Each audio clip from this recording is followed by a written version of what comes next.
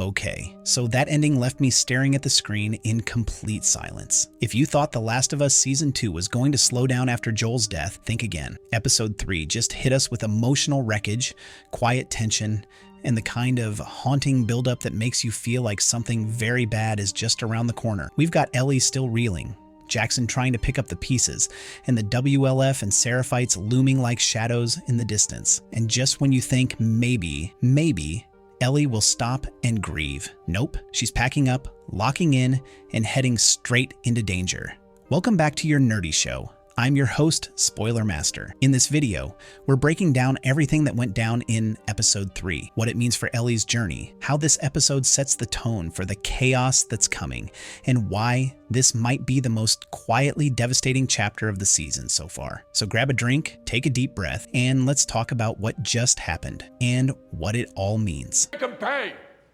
And when they come back, they'll be laughing. Grief in Jackson, a city in mourning. The episode begins in the immediate aftermath of Joel's death. His body has been returned to Jackson, and the community is still reeling. Among the dead are those who fell during the Outbreak defense and the attack that claimed Joel's life. The grief is palpable. For Tommy, it's personal. He's lost his brother, the only family he had left. Sitting beside Joel's body, cleaning the blood from his face, Tommy whispers a message to his late niece, Sarah. That moment connects everything. Joel's past, his present, and now his legacy, all converging in quiet grief. Meanwhile, Ellie is barely holding on. Admitted to the hospital after her injuries, she's physically healing, but mentally unraveling. The trauma of witnessing Joel's murder, so slow, so deliberate, so cruel, is seared into her mind. When she awakens and flashes back to the moment Abby took Joel's life with a golf club, she screams uncontrollably. The doctors have no choice but to sedate her. These scenes serve as a reminder that The Last of Us doesn't just depict violence. It examines its ripple effects on those left behind. We'll want at least 100 shells apiece, plus 50 rifle rounds. Bring any long gun you want, as long as it's... A shocking truth from Dina. 3 months pass.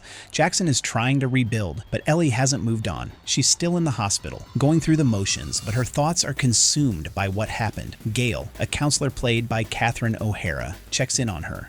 Their conversation is subtle but heavy. Ellie speaks of missing Joel and reflects on their final silent encounter, seeing him on the porch after the New Year's party, not saying a word. Regret creeps in as she confesses she was too hard on him and never got the closure she needed. Gail shares that Joel had told the therapist he feared he had wronged Ellie, suggesting he may have been carrying guilt over the events of the Firefly Hospital in Salt Lake City, but Ellie denies feeling wronged. That's not what this is about. For her, this is about justice. Finally discharged, Ellie returns to Joel's home. This scene is quiet but emotionally devastating. She rifles through his belongings, clinging to remnants of his presents, his shirts, his old photos. When Dina arrives, Ellie can barely hold it together. They sit down at the dinner table, and Dina does something unexpected. She gives Ellie cookies before dropping a bombshell. Dina knew more about Joel's killers than she let on. The doctors told her to keep it from Ellie to avoid triggering her trauma. But now, Dina tells her everything. The killer's name is Abby. She was part of the Washington Liberation Front, and their last known location was Seattle. This revelation ignites a fire in Ellie. She's furious at Dina, at the WLF, at herself. But most of all, she's determined. The scene also shifts briefly to the Seraphites, a religious militant group, introducing them through a chilling lens. A father comforts his child, saying that the people hunting them aren't monsters, they're wolves. It's a haunting metaphor, signaling the rising threat of the WLF and the intersecting chaos Ellie is about to walk into. Where, if someone hurts any of you, or the people you love, you can count on me. Ellie faces the council. Back in Jackson, Ellie realizes she needs backup. She goes to Tommy asking for help. He promises to bring the matter before the council and urges her to visit Joel's grave. But Ellie can't bring herself to face it. At least, not yet. She begins training with Jesse, one of Jackson's fighters and a council member. Jesse tries to ground her, reminding her that if she's going to ask for people's support, she needs to be clear-headed. Angry speeches won't convince anyone. Ellie agrees to write down her appeal. When the council meeting takes place, Ellie makes her case with sincerity. She tells them this isn't about revenge, it's about justice.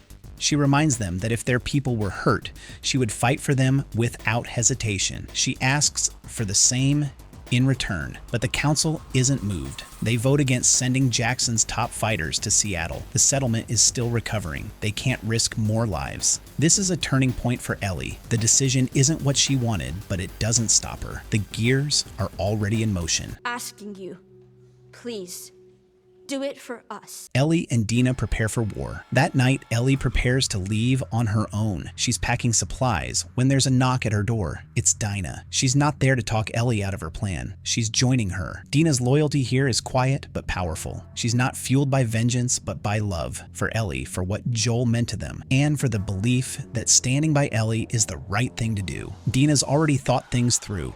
She suggests they take the forest route to Seattle, avoiding main roads. It'll be longer, more dangerous, but stealthier. She also notes they'll need more weapons, given what lies ahead. At the East Gate, they meet Seth, who surprisingly supports them. He provides a sniper rifle, acknowledging that while the council said no, some people still believe in what Ellie's doing. The moment they step outside Jackson's walls, the tone shifts. The wilderness is beautiful but foreboding. It begins to rain. They find shelter and rest for the night, only to resume their journey at dawn. The next day, they stumble upon something horrifying: the body of a Seraphite child, with an entire group slaughtered nearby. This isn't just an ambush, it's a massacre. Ellie and Dina are shaken. They've heard about the Seraphites. This confirms how brutal the conflict in Seattle really is. The lines between monster and human blur even more here. Wear all the clothes you're gonna bring. Fill your pockets with ammo. Everything else. The storm is coming. The final moments of the episode shift back to Seattle. We see the WLF organizing patrols, preparing for confrontation. These are trained soldiers, hardened by war and ideology. And while Ellie and Dina don't know it yet, they are walking into a hornet's nest. They're not just outnumbered, they're entering a city ruled by a faction that thrives on violence, secrecy, and control. Episode 3 ends not with a bang, but with a sense of rising tension, a ticking clock. Ellie and Dina's journey has officially begun, but the dangers they're about to face are far beyond what either of them truly understands. And that's what makes this episode so powerful. It's not just about what happened, it's about what's coming. The episode masterfully captures that feeling of dread. Everything feels quiet, too quiet. The emotional beats between Ellie and Dina are tender, almost domestic. But beneath that, there's this humming, anxious energy, like the world is holding its breath. The contrast between Ellie's grief and the mission ahead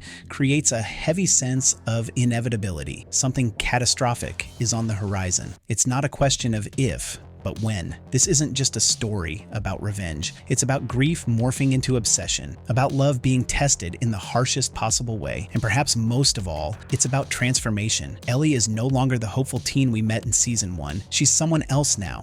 She's harder, more focused, and more alone than ever, even with Dina at her side. Definitely not a wall, because that thing got busted through, but Jackson is still here. Our nerdy thoughts. As the credits roll, viewers are left with more questions than answers.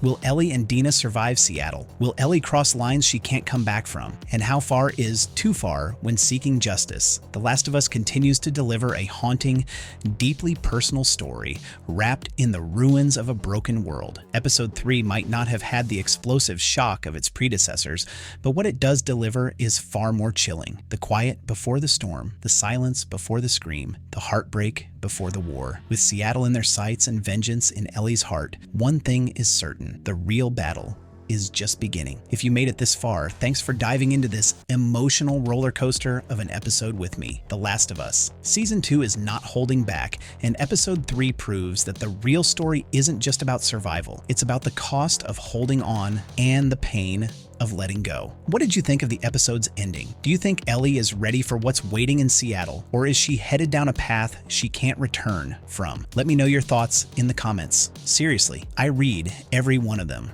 If you enjoyed this breakdown, don't forget to hit that like button, subscribe for more episode deep dives, and turn on the bell so you don't miss what's coming next. With how intense this season is shaping up to be, you won't want to miss a thing. Until next time, stay safe out there, and remember, sometimes the quiet moments are the ones that hit the hardest. There aren't that many wolves. There's about to be a whole lot less. No, what the heck, I'll laugh anyway.